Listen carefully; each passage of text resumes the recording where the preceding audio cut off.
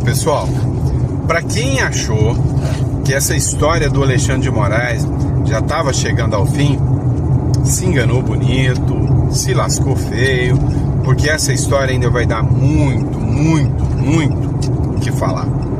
Para começo de conversa, a militância lulopetista partiu para cima da jornalista para defender o ministro Alexandre de Moraes.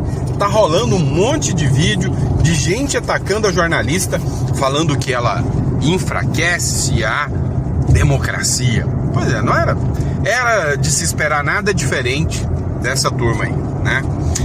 Só que a jornalista não recuou, partiu para cima, dobrou a aposta.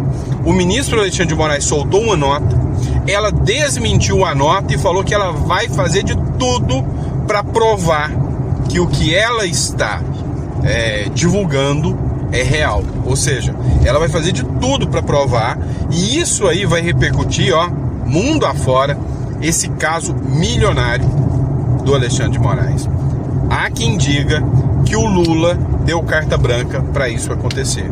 Há quem diga que ele só deu carta branca porque o Trump falou: Lula, eu te seguro aí, pode fritar o Moraes, né? Que o Trump deu uma bandeada pro lado do Lula, né? Mas eu vou te explicar tudo isso aí. Senta, fica tranquilo, que hoje o editorial vai ser dos bons, tá bom? Primeira coisa, hoje, dia 24 de dezembro, né? Esse é o editorial número 2, da hora do almoço. Que Papai do Céu te dê uma mesa farta e repleta de bênçãos. E vamos entender o que está acontecendo. Fritaram a Malu Gaspar, mas ela, muito corajosa, não recuou. Você tem noção do quanto o Alexandre de Moraes que é a cabeça dessa mulher agora?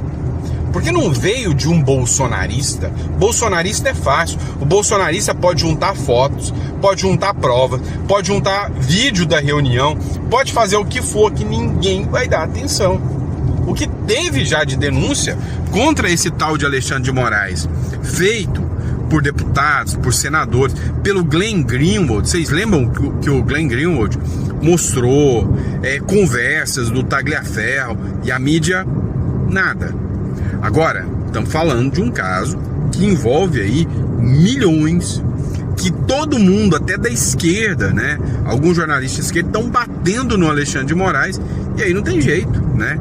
Agora, bingou esse questionamento, e aí o Alexandre de Moraes vai mandar prender a Malu Gaspar, mandar prender uma jornalista de esquerda. Se fosse de direita, a gente já viu o Constantino, a gente já viu o Paulo Figueiredo, a gente já viu um monte o que acontece com eles.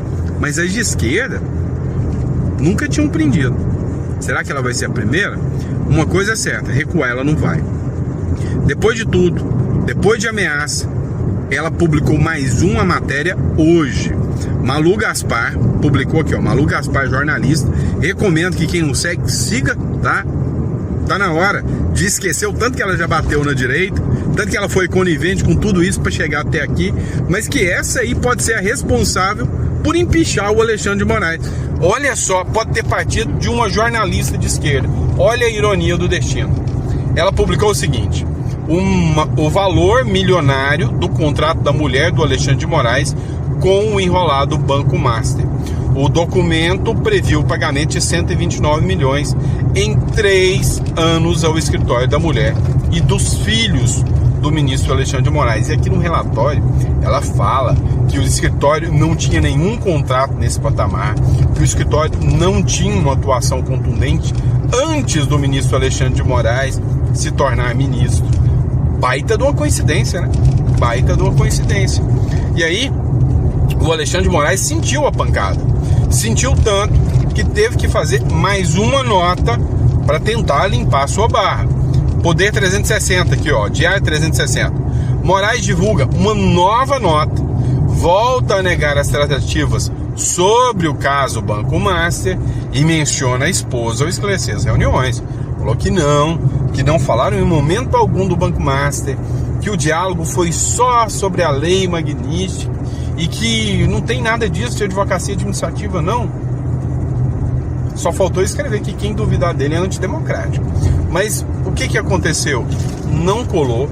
o jornalismo está desmentindo o Alexandre de Moraes. Veja essa matéria aqui do Metrópolis também.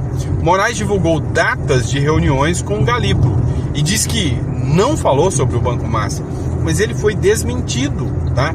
Desmentido pelos jornalistas. Olha só, o ministro Alexandre de Moraes, do Supremo Tribunal Federal, divulgou nota na noite dessa terça-feira com detalhes sobre os encontros entre ele e o presidente do Banco Central, Gabriel Galípolo. Moraes divulgou datas das reuniões e alega que elas não tratam sobre a situação do Banco Master, mas é só a palavra dele contra a palavra de testemunhas e contra a palavra do próprio presidente do Banco Central. Porque se o presidente do Banco Central, presta atenção nesse dado, se o presidente do Banco Central falar, não, nós tratamos, foi de lei magnífica, e ficar constatado que ele estava tentando burlar a lei magnífica, ele pode ser o próximo sancionado pelo Trump.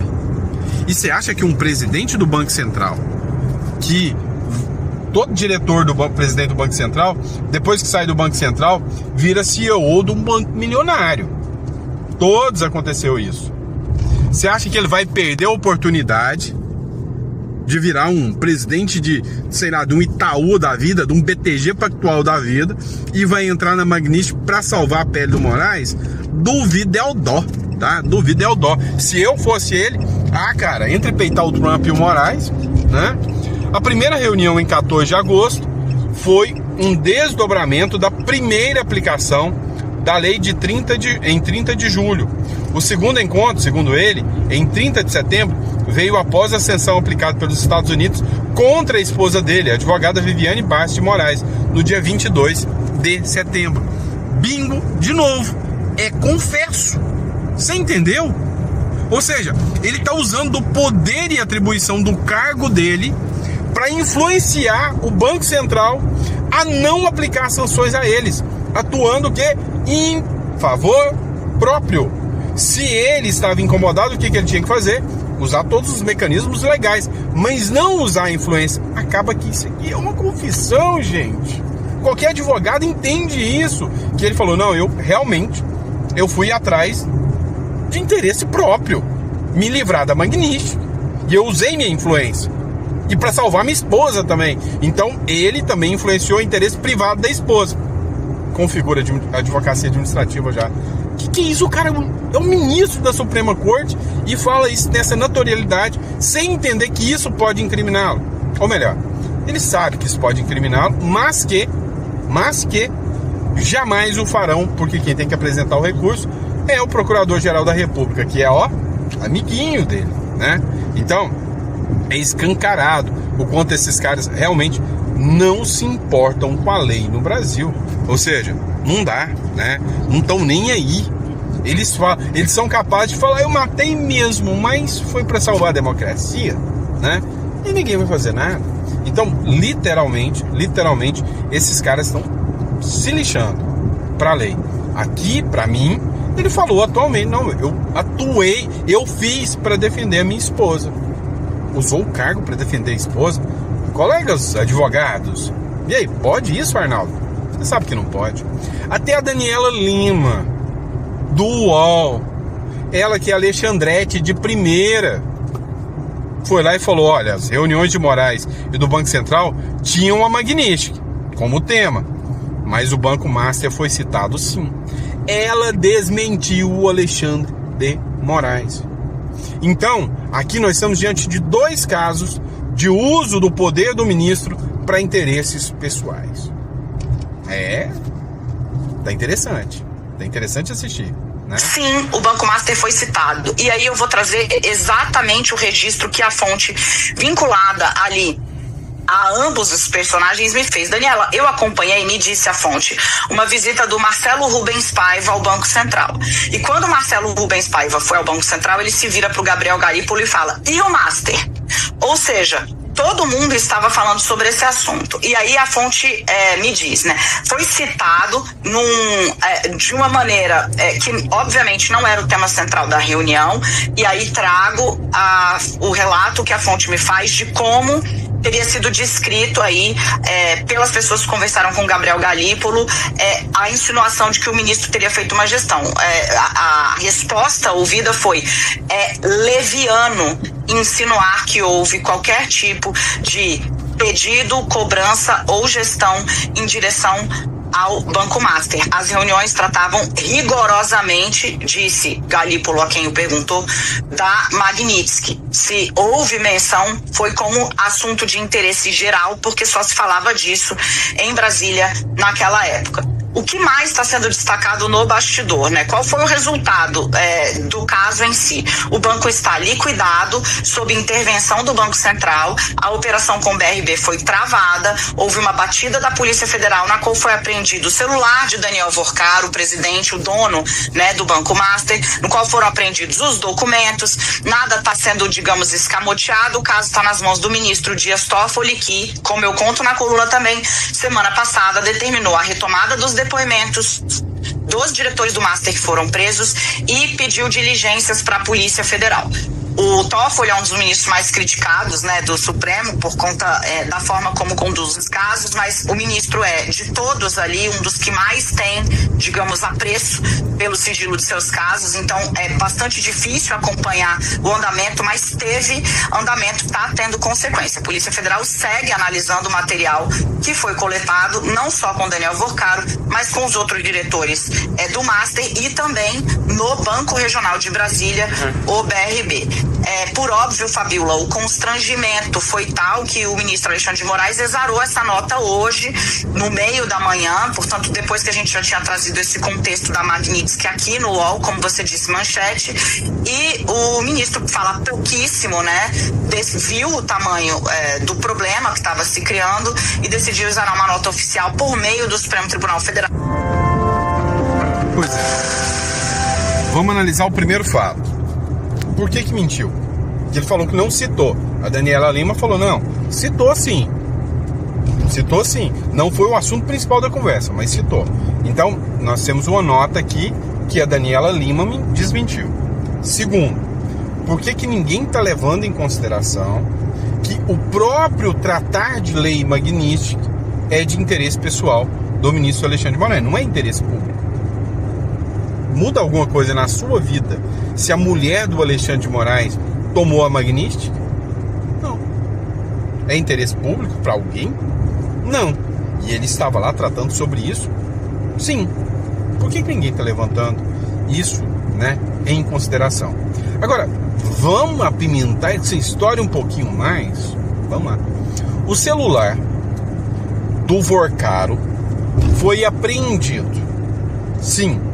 E no celular do Vorcaro, não sei porquê, parece que teve conversas, né, que se relacionavam à fraude do INSS.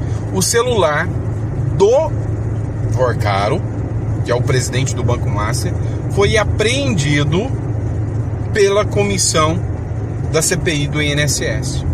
Lá no celular tinha o contato pessoal do Alexandre de Moraes dentro do celular do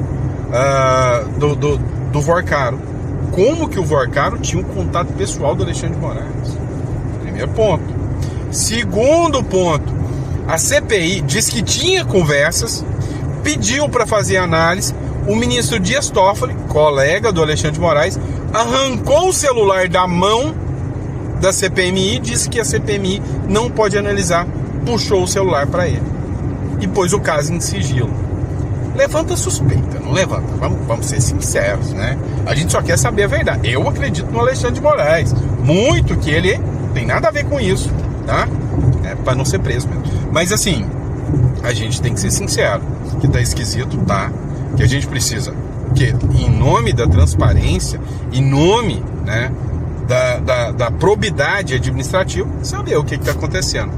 Que é esquisito o Oineg, que é comentarista da Band, anti-Bolsonaro pra caramba, tomou as dores. O cara já fez uns 5 vídeos, só falta xingar o Alexandre de Moraes. E olha que ele não é nada de direita, viu? Dá uma olhada no que o Oineg falou aqui. O Brasil se acostumou a ver o ministro Alexandre de Moraes na televisão cobrando explicações dos outros, a tomar conhecimento das ordens do ministro Alexandre de Moraes, mandando colocar tornozeleira eletrônica nos outros, a ler decisões do ministro Alexandre de Moraes com sentenças pesadas para os outros, para uma idiota que participou dos atos do 8 de janeiro e que pichou a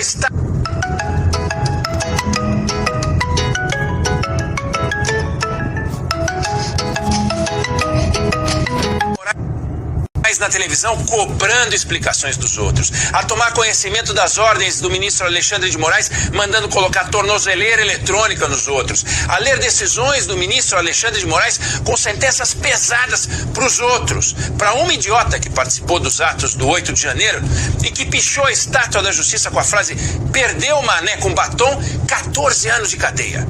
Aí o Brasil já se acostumou com o debate também em torno dessa postura do Alexandre de Moraes, que é criticada por muita gente e defendida por integrantes do Supremo, que alternam elogios a ele e ao próprio tribunal, apresentado como instituição garantidora da democracia.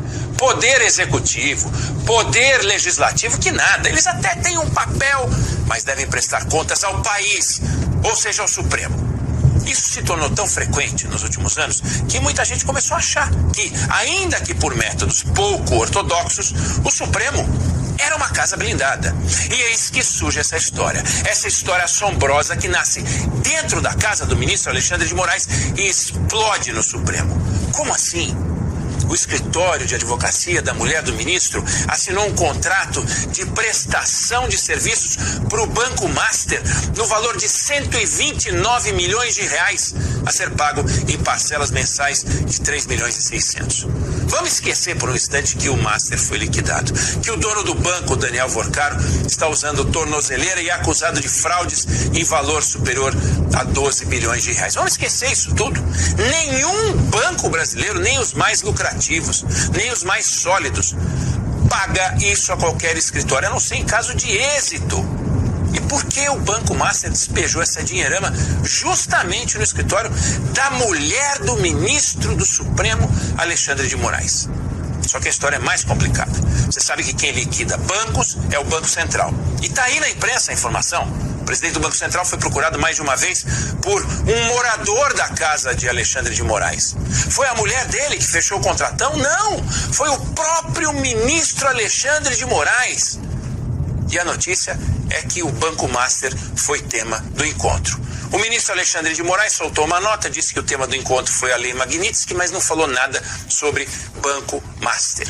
O que o ministro Alexandre de Moraes faria se soubesse que a mulher do presidente do Senado, a mulher do presidente da Câmara, a mulher do presidente Jair Bolsonaro, ex-presidente, a mulher de Tarcísio de Freitas, a mulher de Ronaldo Caiado, a mulher de Ratinho Júnior, se uma delas tivesse fechado um contrato desse tamanho com o Banco Master, e se no curso do contrato um desses políticos procurasse o presidente do Banco Central?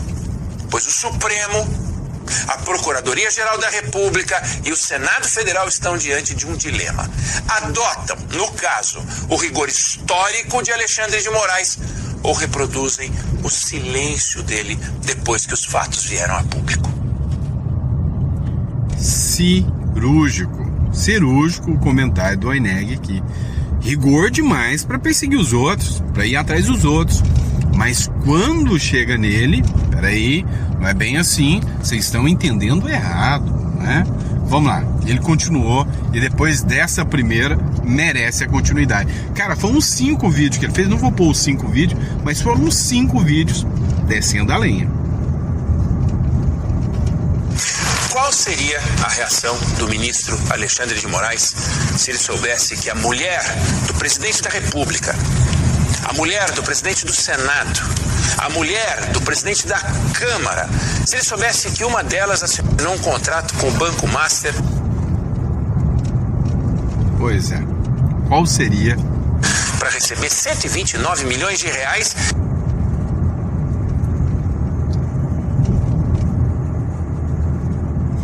Pois é, pessoal. Em parcelas mensais de 3 milhões e 600 mil. E se depois saísse a notícia de que o marido poderoso procurou o presidente do Banco Central meses antes da liquidação do Master se esse caso caísse nas mãos dele? Será que o ministro mandaria investigar usando o rigor que fez a fama dele, retendo passaporte, eventualmente, mandando colocar tornozeleira eletrônica? Ou adotaria um novo comportamento passivo que adotou agora, comportamento que se estende ao Supremo depois que vazou que a mulher do contrato é a dele e que Vou te falar a real, tá? Meio que ele tá repetindo o que ele tinha falado no primeiro vídeo. Se fosse qualquer um de direita aqui, era um escândalo. Já estava se falando em organização criminosa, em quadrilha, estava fazendo um auê, falando o quanto a democracia precisa ser salva e quanto esses heróis estariam salvando a democracia. E quando se descobre que o próprio herói é o vilão, o que se faz? Cala a boca. É exatamente o que está acontecendo. E não pense que eu sou besta, não. Não pense que eu sou idiota. E vocês vão ficar bravos comigo agora com o que eu vou falar. Porque esse caso do Banco Master não tem a ver com Moraes só. Esse caso do Banco Master tá pegando na ponta do pé, no bicho de pé de muito político forte. E eu tô pistola até agora com o silêncio do Flávio Bolsonaro. Alexandre, não pode falar do Flávio Bolsonaro. Não, né? Vou explicar uma coisa pra vocês. Por que a oposição não tá aproveitando? Por que aquela galera ali não tá moendo? Tem alguns, mas a galera forte. Por que o Flávio Bolsonaro não aproveita essa deixa para crescer politicamente em cima desse caso? É medo do Alexandre de Moraes? Então, a direita tá com facho baixo? Não tô entendendo. Eu tô vendo influenciador meter a lei e falar sobre isso, um ou outro deputado falar sobre isso, mas a galera da direita, ó, caladinho, tá? Agora, eu vou dar uma outra posição. Vocês sabem que sempre quando eu faço uma crítica, eu dou o ponto de vista do outro lado também. Então, primeiro, ou tem rabo preso, ou tá com medo de alguma coisa, tá com medo do Alexandre de Moraes. É a primeira posição. Segunda posição, pode ser estratégia também. Por que eu tô falando isso? Porque eu vi muita gente falar. Segunda posição, pode ser estratégia também. Ou seja, peraí pessoal, a mídia tá batendo, vamos deixar ser uma coisa da esquerda, que aí eles vão dar atenção. Se nós bolsonaristas entrarmos, eles param de dar atenção a isso. Eles vão quebrar o ciclo aqui e falar, não, bolsonarista não tem moral para falar nada, tá vendo? É um ataque dos bolsonaristas contra nós, entenderam? Então a ideia aqui é que se você estiver na primeira linha e ver alguém falando isso, você pode entrar na seguinte linha, olha, tá com medo de alguma coisa, tá? É a primeira linha. A segunda linha é que se tomar pauta pra direita, a brincadeira perde a graça, entenderam? A brincadeira perde a graça, tá? Então é isso que pode acontecer, tá? Então a ideia aqui é que o jogo tem que ser jogado lá pela turma da imprensa, pela turma da esquerda, tá? É essa a ideia. Mas vamos ver o que vai dar. Agora, acompanha comigo, tá? Acompanha aqui. E por que a gente pode analisar dessa forma? Porque até eles, os defensores dos frascos e dos comprimidos, o Jornal Nacional não conseguiu esconder e blindar o Moraes. Até o Jornal Nacional tá batendo. Então, vamos lá. Você tem duas opções. Ou acreditar que tem gente da direita envolvida nisso também, e pode ser. Ou a segunda opção, deixa o jogo na esquerda, porque é na esquerda que tá funcionando. A gente só impulsiona isso. Qual a sua visão? Coloca no comentário que eu quero saber. Olha só o tanto que eu te fiz pensar agora, né? Vamos lá. Acompanhe o Jornal Nacional falando aqui sobre o caso Alexandre de Moraes, tá?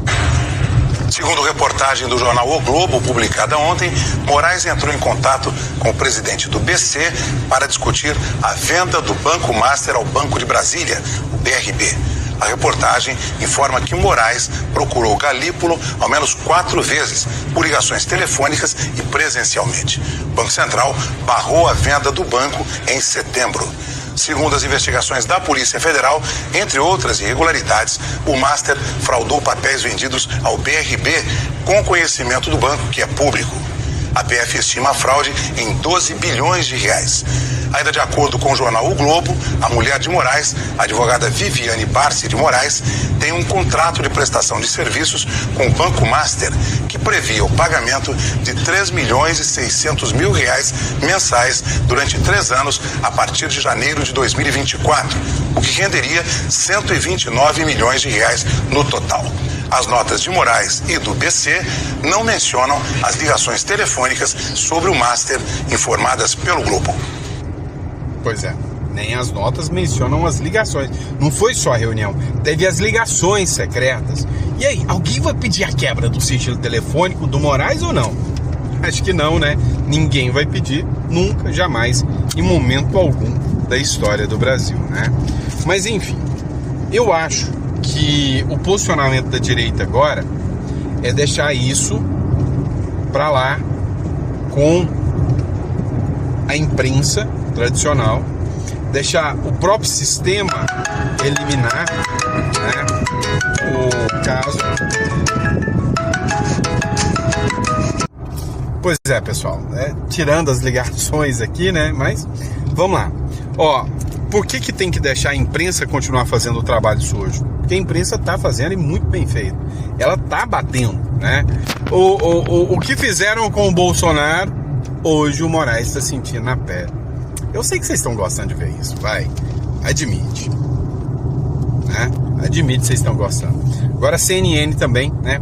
Pegou o Alexandre de Moraes de pau aqui. Não tá errado.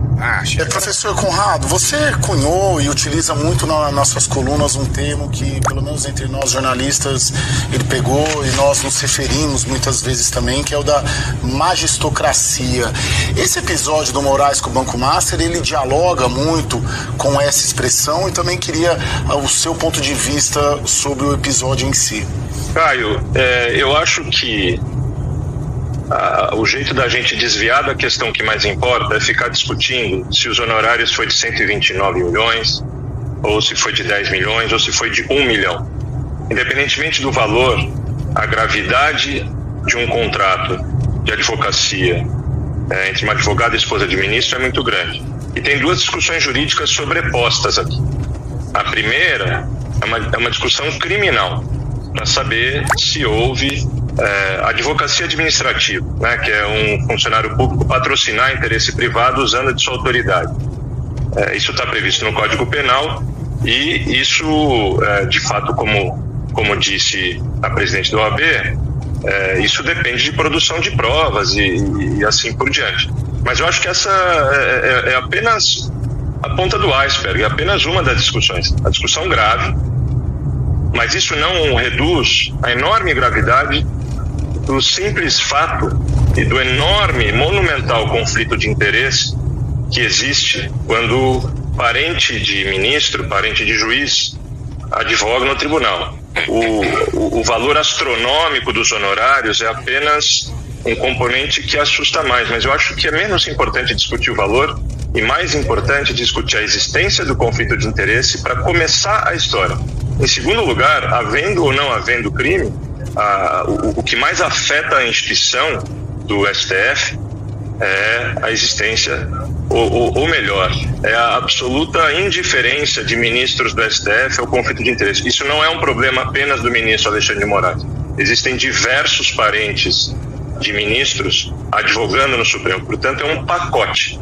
Não é um problema específico do Alexandre de Moraes. Claro que é um problema do Alexandre de Moraes certos atos individuais. Claro que interceder perante o Banco Central para beneficiar a mulher tornaria o caso mais grave.